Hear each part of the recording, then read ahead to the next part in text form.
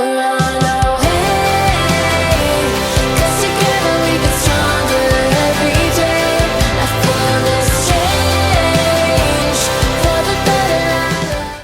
everyone, welcome back to the 31 Days of Motivation and welcome to today's video.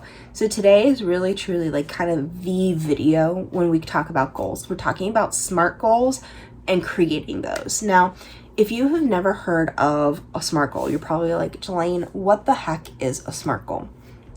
So a SMART goal is something that basically it's any field whenever you're making goals that you use this acronym. I almost said an acronym.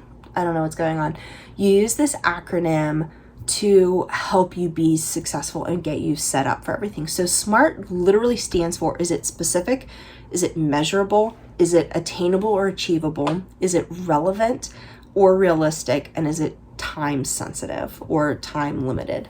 So that is how all goals should be made, because what it does is it helps us really truly look at them for what they are. It helps us not create so over the top goals that we can't achieve them. So for example, if you want to lose 50 pounds, losing 50 pounds in a week is not realistic, it's not attainable, and it's not time relevant or time sensitive. So what are all of these and what does this mean? So first off, specific. Is it specific goal? If you simply say, I want to lose weight and get in shape, that's not specific enough. You want to get a little bit more in it. Is it, I want to lose 20 pounds and 6 inches? Is it, I want to lose 2 sizes? Is it, I want to build arm definition and be able to see that like tricep cut line? Get specific with it. Next is it measurable? So how can you tell that you're making progress? If I want to just get in shape, what's that look like? No idea what that looks like. But so for example, if you want to lose 20 pounds, obviously you can measure it that way by weighing yourself. If you want to lose 6 inches or 2 dress sizes, obviously that is an easy way that you can measure that, how your clothes are fitting, measuring yourself once a week or whatever. That not only helps you measure the progress, but it also helps encourage you, because when we see progress being made, we push ourselves to keep going. We don't just give up. We aren't, it's not as frustrating when it gets to that point. The next one is it achievable or attainable? Both are interchangeable. I included both of them in the workbook for your reference, because if you Google SMART goals, you will find both. But basically what this is, it goes back to, losing 20 pounds in a week is not achievable. You just can't do that in a safe and healthy way. If you try to put yourself in a position where you're like, I'm going to completely cut sugar out of my diet, that's not achievable or attainable either, because, trying to force yourself to be at 100% for something is not realistic. It's not doable. So you need it to be, like I said, it needs to be achievable. You need it to be flexible enough that you can do it. So if it's, I'm going to lose 20 pounds in 3 months, that's totally and completely doable in a healthy, realistic way. If it's, I'm going to eat clean 75% of the time, that's totally okay, because you're not setting yourself up for frustration or failure.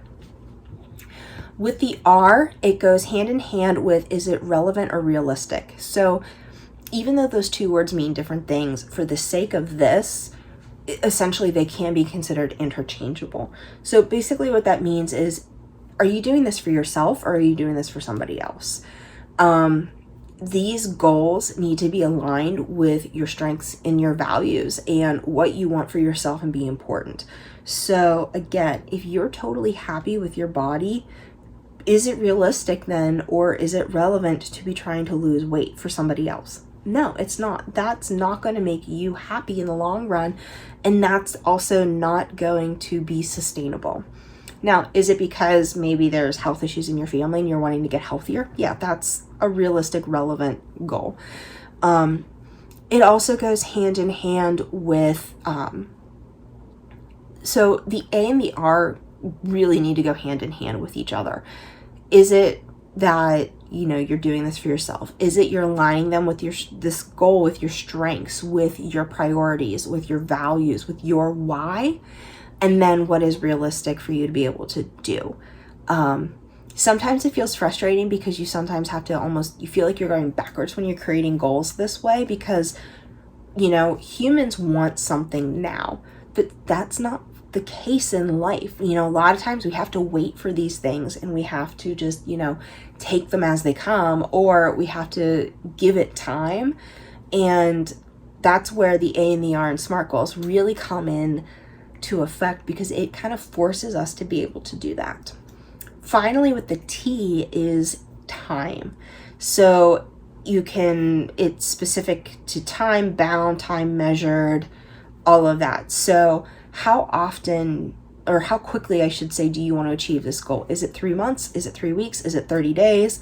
Now, the way to do it with this is, again, losing 20 pounds in 1 week is not going to be doable. You're setting yourself up to fail.